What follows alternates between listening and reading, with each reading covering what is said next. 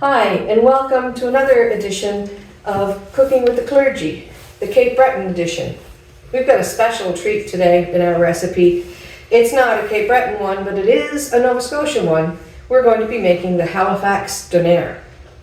I've got about roughly 2 pounds of ground beef in my metal bowl, and it's really helpful if it's metal.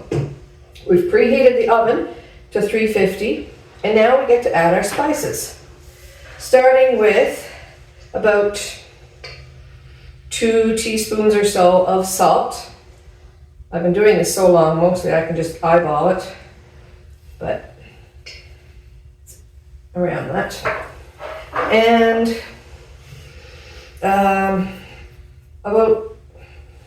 about a teaspoon of pepper. It's a quite spicy meat. Not hot, but spicy. All right. Adding that. We're going to add, and I've already measured it at home, we're going to add 2 teaspoons of flour to the mix.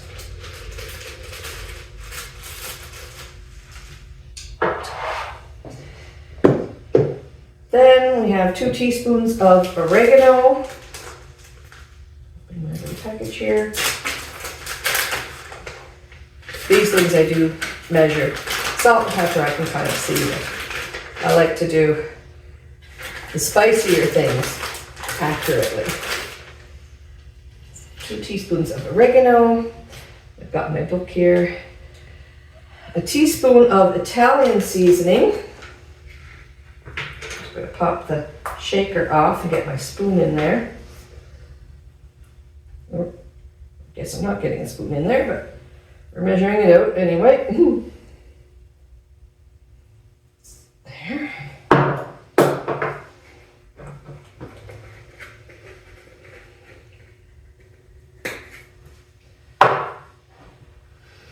A teaspoon of garlic powder.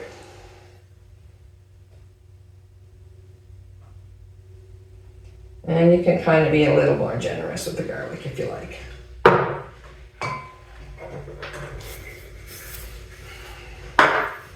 And a teaspoon of onion powder. This pours out a little easier.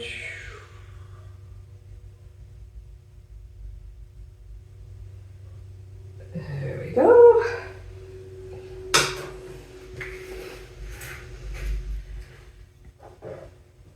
There's a little heat. We have some cayenne pepper here. Just about a half a teaspoon. Or less if you really don't handle heat well. There. Here's where the fun starts. It gets a little messy, but we're going to mix this into the ground beef with our hands. And we're just going to squish it all in, make sure it gets all incorporated.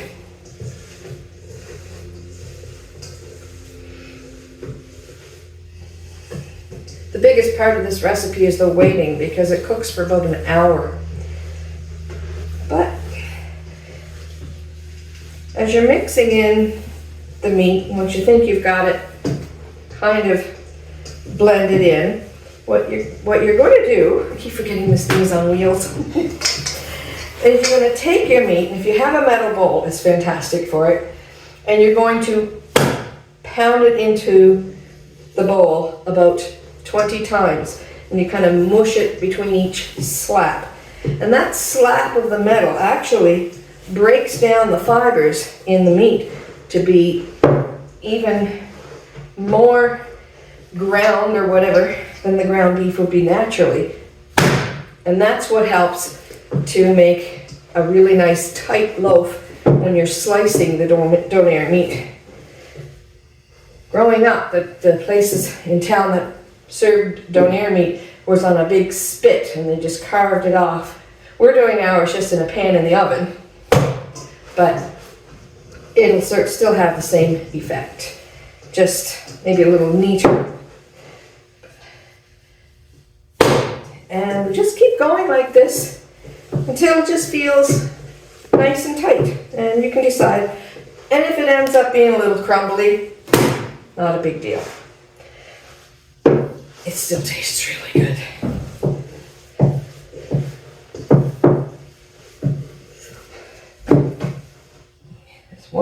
maybe one more slap. It's a good thing all my surfaces are clean. There we go.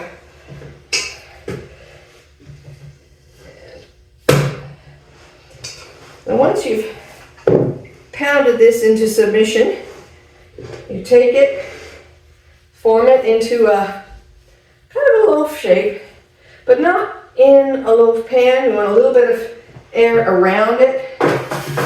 So we're just putting it here into a 9 by 13. Put it on a cookie sheet, put it on a broiler pan, just something to have it go in the oven, but with a little bit of space around it. Move that so you can see it. And we're just going to shape it with our hands a bit.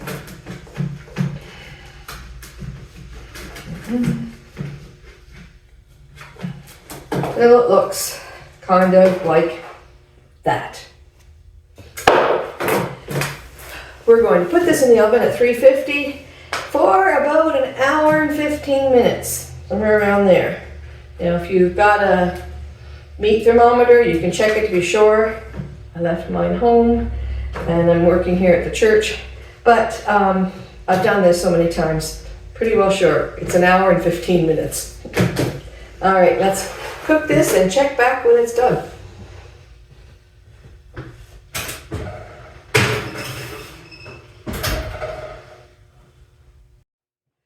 While we're waiting for the donair meat to cook, let's have a little scripture and a story. See where this takes us. From Romans 12, 1-8. Therefore I urge you, brothers and sisters, in view of God's mercy, to offer your bodies as a living sacrifice, holy and pleasing to God. This is your true and proper worship. Do not conform to the pattern of this world, but be transformed by the renewing of your mind. Then you will be able to test and approve what God's will is, his good, pleasing, and perfect will. For by the grace given me, I say to every one of you, do not think of yourself more highly than you ought, but rather think of yourself with sober judgment in accordance with the faith God has distributed to each of you. For just as each of us has one body with many members, and these members do not all have the same function, so in Christ we, though many, form one body, and each member belongs to all the others. We have different gifts, according to the grace given to each of us. If your gift is prophesying, then prophesy in accordance with your faith. If it is serving, then serve. If it is teaching, then teach. If it is to encourage, then give encouragement. If it is giving, then give generously. If it is to lead, do it diligently. If it is to show mercy, do it cheerfully. I have just magically teleported a gift into the rest of our video today, because this is our story, and the story is Jimmy's gift. Jimmy's birthday was just one day away. He was so excited, wondering what the day would bring. A birthday cake, a special family dinner, maybe even a special present from his grandma. Jimmy's grandma lived in the city, and Jimmy loved to go visit her. Grandma's neighborhood was so neat. It had lots of specialty shops, a candy shop that made hand-dipped chocolates, a bakery where they made the sweetest smelling homemade bread, and Jimmy's favorite, the specialty deli that made his favorite spicy sausages right on the spot. The day of Jimmy's birthday finally arrived, and sure enough, there was a beautifully wrapped gift from his grandma. It was wrapped in shiny paper and had a huge bow on the top. Jimmy's eyes got wide just looking at how beautiful it was. Whatever birthday present his grandma had sent him, it would be really special.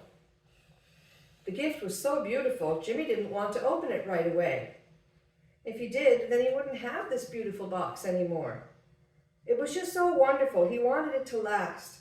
So he took it up to his room and carefully placed it in his closet. That night before going to bed, he took a long look at the present in his closet, but he just couldn't open it. If I do, then the bowl will be gone, the wrapping paper will be torn off, and I won't have this beautiful present anymore, he thought. So he closed the door and went to bed.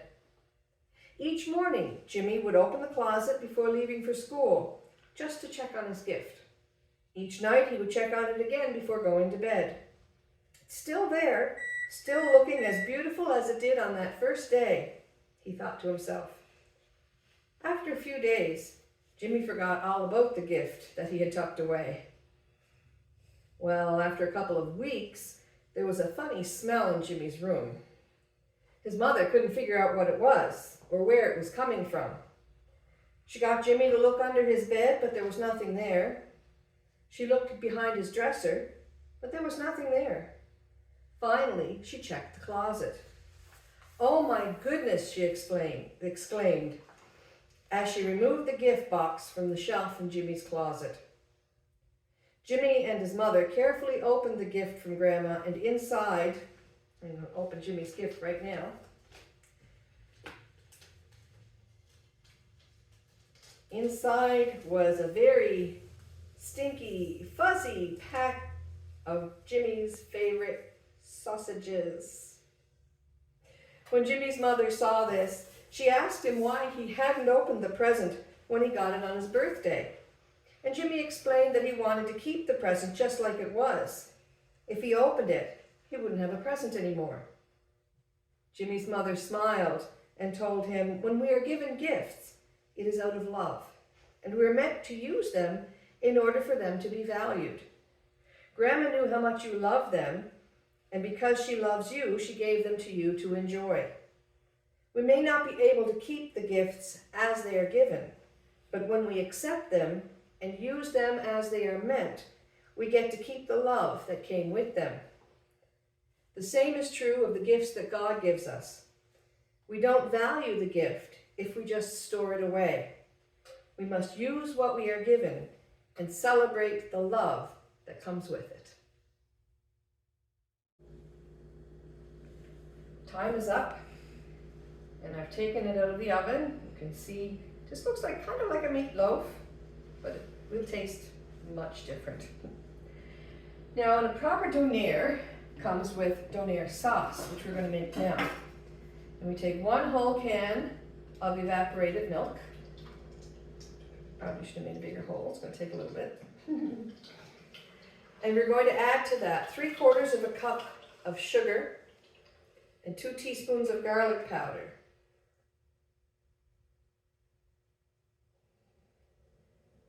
And I put the garlic powder over in the other room. We're going. There. While I'm mixing this, my assistant is going to go get my garlic powder from the other room. I try to be efficient and pack up. But 3/4 of a cup of sugar into there. And we're going to just whisk it a little bit.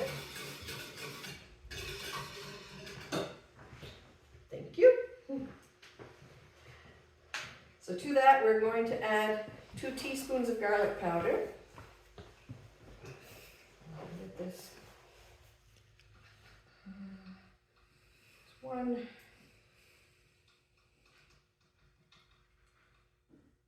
And 2. And we'll whisk that in.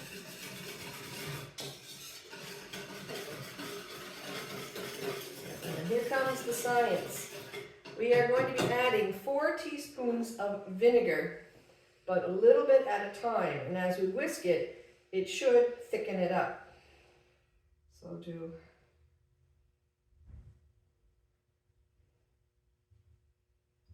1.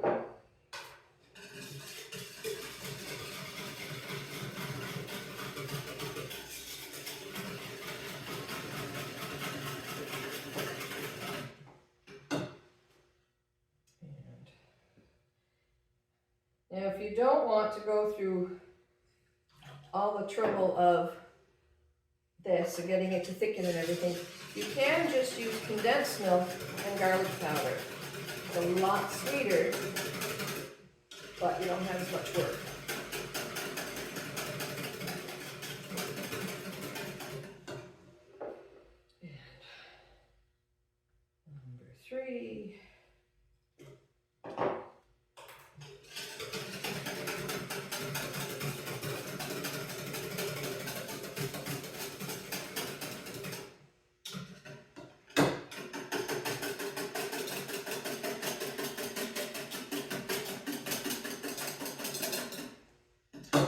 one more.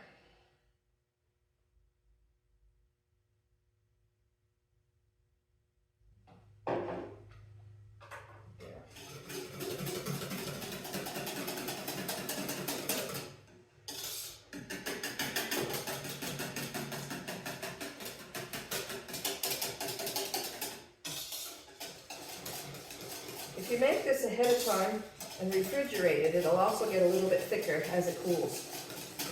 But it's already getting quite syrupy. I don't know if you can really tell that much from this, but you can feel it more than you see it. Okay, so that's our sauce. Now, a proper donair. You take pita bread, dip it in water, and then put it in a hot frying pan. No grease, just flip it over till the water absorbs and it softens the bread. You put slices of the donair meat in it, and then you top it with diced onions and tomatoes. That is the pure, proper donair. Some people put mozzarella cheese and lettuce, but we don't talk about that. But there are other options, but for a true Halifax donair, it's just tomatoes and onions and sauce. So let's try that. I'm going to get a knife.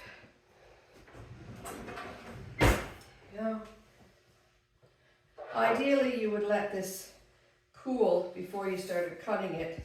So mine is probably going to be kind of messy. But with the amount of sauce I like on it, it's messy anyway. And you just slice a couple of little bits of meat, quite thin. There, okay, I'll get that ready to go. I'm going to put the burner on about midway hot. Take out the pita bread. And I'm just going to step out of view for a second to go to the sink and wet it.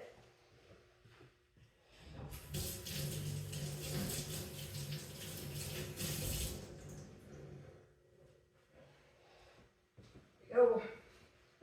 Wet pita right into the frying pan. And I'll get a utensil to turn it.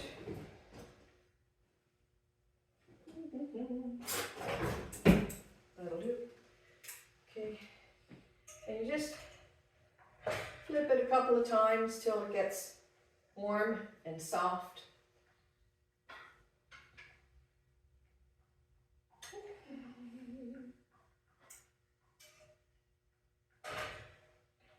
You'll be able to feel that it's getting a little bit easier to fold.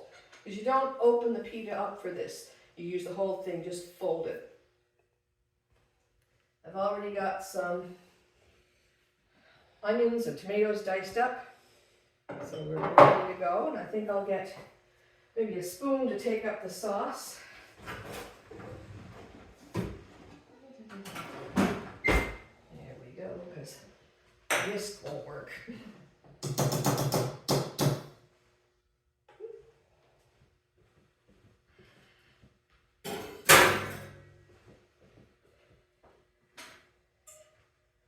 There we go. I can feel it's getting nice and soft now.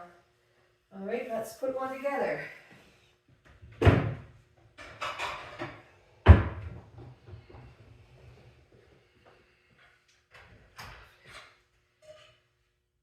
See how easy that folds? Because it's been softened with the water and the heat. And then I'm going to put some donair meat in the middle. Some onions, and some tomatoes. There. And some of that wonderful sauce, which you can see now is nice and thick.